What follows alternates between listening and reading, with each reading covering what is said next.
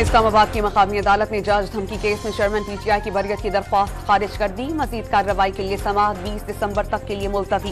اسلام آباد high court میں میاں نواز شریف کو ایون فیلڈ ریفرنس میں بری کر دیا گیا. نیب نے فلیگ شپ ریفرنس میں نواز شریف کی بریت کے خلاف اپیل واپس لے لی. العزیزیہ ریفرنس میں اپیل اگلی سماعت میں سنی جائے گی.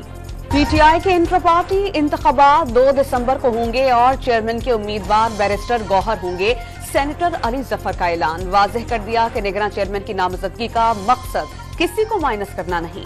پارٹی کے اصل leader chairman P T I ہی رہیں گے. چیئرمین صاحب کی واپسی تک اپنی ذمہ داریاں دیانتداری سے نبھاؤں گا. نامزد امیدوار بیرسٹر گوہر کی میڈیا سے گفتگو. اسلام آباد ہائی کورٹ نے لاپتہ طلبہ کی عدم بازیابی پر وزیر اعظم اور وزیر داخلہ کے خلاف مقدمہ درج کروانے کا عندیہ دے دیا.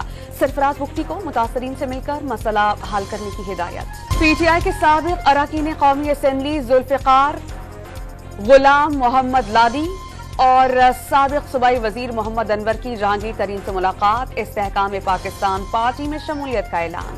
فیڈرل بورڈ آف ریونیو نے ٹیکس نہ دینے والے 4.5 لاکھ لوگوں کو نوٹسز بھیج دیے. جواب نہ دینے والوں کے بجلی، گیس اور موبائل فون کنیکشنز کاٹ دیے جائیں گے. رحیم یار خان میں ماچکھا کے قریب ڈاکوؤں نے فائرنگ کر کے فصل کاٹنے میں مصروف 5 مزدوروں کو قتل کر دیا.